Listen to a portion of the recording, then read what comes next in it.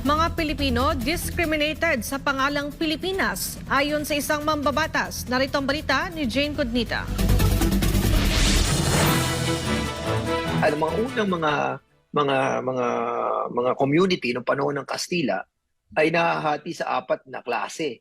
Mga Peninsulares, Insulares, Ilustrados, tapos yung mga Mestizo, tapos tayo mga katutubo na dito pinanganak ang tawag sa atin Indio. Sila lamang ang mga Pilipino. Sila yung mga tinatawag na mga Pilipino at Pilipina dahil sila po yung mga tinatawag na Peninsulares, Insulares, Mestizo at tayo ay Indio.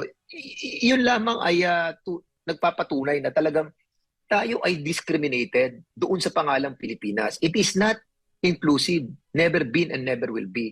Ito ang ilan sa punto ni Santa Rosa City, Laguna Lone District Representative Dan Fernandez kung bakit ito nais isulong sa mababang kapulungan ng Kongreso ang pagpapalit ng kasalukuyang pangalan ng bansa. Sa panayam ng SMNI News sa mambabatas, ang pangalang Pilipinas ay para lamang bigyang pagkilala si King Philip noong panahon ng Kastila. Kung sila po ang mga naunang mga tao dito kasama ng mga Negritos, Indones, saka mga Malays, so hindi si Ferdinand Magellan. At ang katotohanan ay inalay lamang to sa pangalan ni King Philip. Kung pagbabatayan niya ang mga nakitang buto ng tao sa ilang lugar sa bansa, tulad ng sa Palawan at Cagayan, patunay ito na may mga naunang naninirahan sa bansa. Kaugnay nito, nais naman ng mambabatas na maibalik sa orihinal na pangalan ng bansa na anyay natukoy sa Biblia. Ano sinasabi nila, ginawa nilang pangalan ng bansa natin, Pilipinas. Prior to 15th century, 14th century, 13th century, 12th century, 11th century, 10th century, 10, 9, 11, 12. Ano ang pangalan natin? Ano ang pangalan na pagkakakilanlan natin? Wala. Diba? Pero sinasabi ni Antonio Pigafetta doon sa kanyang chronicle, sinasabi niya doon na sa harap ng China, merong mga pulo-pulo ng isla. At ang tawag nila doon ay au pair. No, ngayon, simulan natin ang investigasyon doon. Alamin natin kung ang pangalan po natin ay talagang au pair. Dahil napaka-importante ng pangalang au pair. Bakit? Ito ay nakasulat sa Bible 13 times na binagget ang pangalang au pair. Pangalan siya ng tao. Siya'y anak nung si Joktan, na kapatid ni Peleg. Meron siyang tinatawag na genealogy. Na kung babasahin mo ang Biblia, makikita mo, eto pala yun.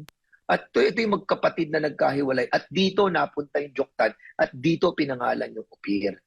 Dahil dito, sinabi ni Fernandez na posibleng may lahi ang mga Pilipino na Hebrew. Yung au pair ay lahi ng mga Hebreo. So, kung au pair ang pangalan natin, may lahi pala tayo ng Hebreo?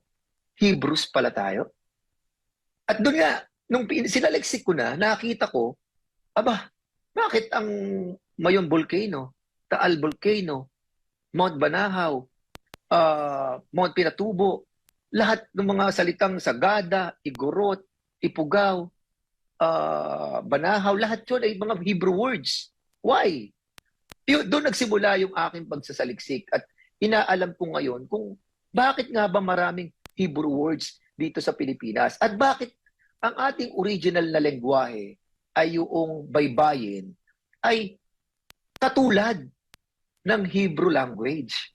Sa huli, sinabi ni Fernandez na hindi lamang siya ang nais palitan ang pangalan ng bansa na Pilipinas, kundi maging sina Pangulong Ferdinand Marcos Sr. at dating Pangulong Rodrigo Duterte. Para sa Diyos at sa Pilipinas kong mahal,